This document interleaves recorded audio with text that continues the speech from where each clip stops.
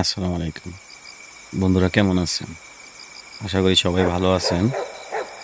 তো আবার চলে আসলাম আমার প্রবাসী সংবাদ পরিক্রমা চ্যানেল থেকে। আপনাদের জানাই আন্তরিক ভালোবাসা ও শুভেচ্ছা নতুন বছরে।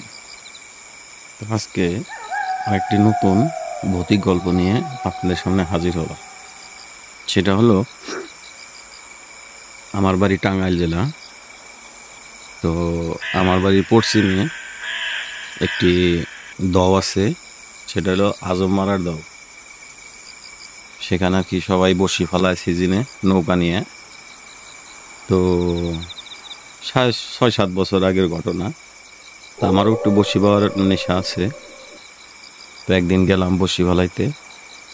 তো আমরা যাওয়ার আগেই শুনি যে একটা কাঠামে একজন বসি ফেলাইছে। তো 4টার করে বসি ফেলাইছে। তো মনে করেন নৌকায় 2জন ছিল। তো বসি মাছ ধরছে একটা। তো মাছ ধরার পরে বসি আটকে গেছে আর কি কাঠামে। তো মাছ আছে বলতেছে, মাছ আছে এরকম, আরেকজন বলতেছে মাছ আছে।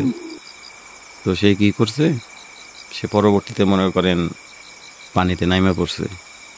প্রায় 10-15 হাত পানি বিলের মাঝখানে।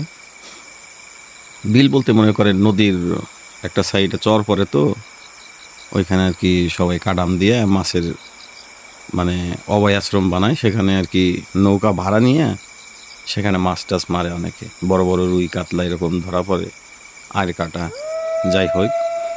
তো পরবর্তীতে লোকটা মনে করেন ওনার বাড়ি তোরাবগঞ্জ, ওর পাশে একটি গ্রাম। সে তো পানির মধ্যে নেমে পড়ছে। তো প্রথম অবস্থায় ডুব দেওয়ার পরে সে আর উঠে না। তো সে উঠে না। তো মনে করেন যে সাথে একজন ছিল, সে অনেক চেষ্টা করার পরেও তার কোনো হদিস পায় নাই। তো পরবর্তীতে মনে করেন অনেক লোক সেখানে নৌকানে হাজির হয়।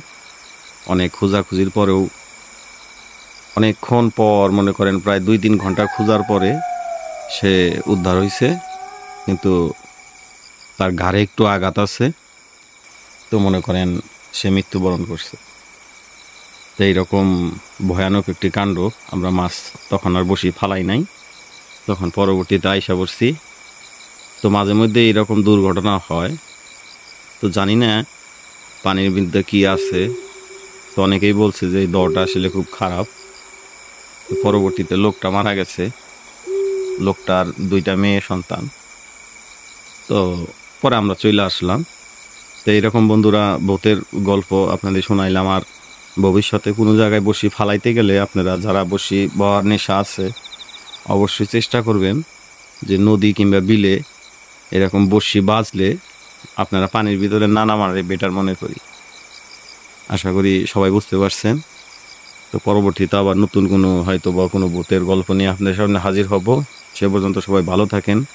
আর অবশ্যই প্রবাসী সংবাদ পরিক্রমা চ্যানেলটি সাবস্ক্রাইব করে দিবেন। পরবর্তীতে আবার নতুন কোনো ভিডিও আপনাদের সামনে উপস্থাপন করব। সে পর্যন্ত ভালো থাকেন।